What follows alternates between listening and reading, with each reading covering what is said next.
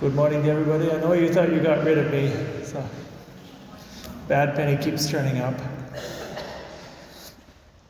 I wanted to preach on the first reading from the book of the prophet Haggai. There are only 2 chapters in the book of the prophet Haggai, and the context is this. The Jewish people had been exiled to Babylon for 70 years, so they'd been completely destroyed, completely humiliated.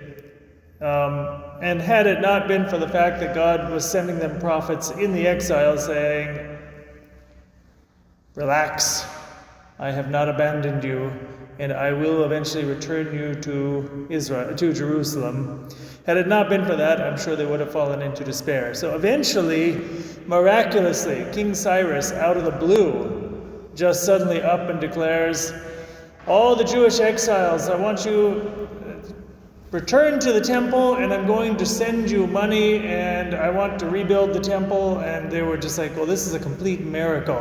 We were absolutely destitute, and God takes some pagan king and suddenly zaps him. So this is the context. The people of Israel have been in Jerusalem. Now imagine this. You've been exiled for 70 years, 7-0. And you come back, and it looks like, imagine a war had just devastated your city. There's nothing left. Everything is flattened, everything is destroyed, and then it's been abandoned for years. Nobody there. And you have to show up and just say, well, now what? We don't have money. We don't have a lot to work with. How do we even start? This is kind of the context. And in this moment, after they've more or less set up shop and got themselves established so they can live, God sends the prophet to them and says, "Why are you building yourselves houses and you haven't built my temple?" And the question is, they're looking around at each other and saying, "Build your temple with what? We've got nothing." And there's a lesson in there. So often you and I look for, we have this mentality, once X, Y, and Z fall into place, then I'm going to do something for God. Once, whatever it is, if I make a certain amount of money, then I'll be generous at the church. Once such and such a circumstance happens, then I'll dedicate my time. Once whatever, then I'll start praying more. And God is saying, no, start now. And then I will give you what you need. Start now in faith when you don't understand how I'm even going to be able to do it. And then I will bless you, and I will make it possible.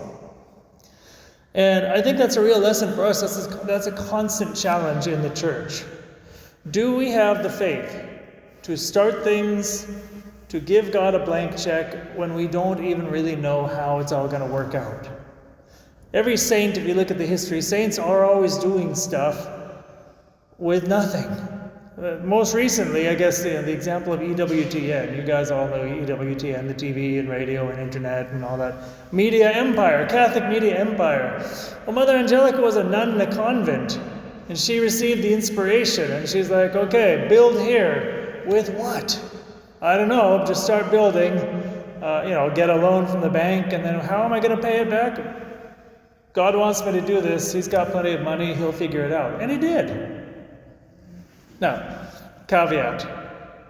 There has to be an authentic inspiration from God in the first place before you do that, or else bad things could happen.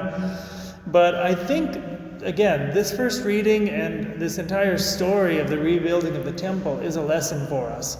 We want to start, once we get a certain amount of security, we want to be willing to start things. And God is saying, start without any human security. He said, I will become your security.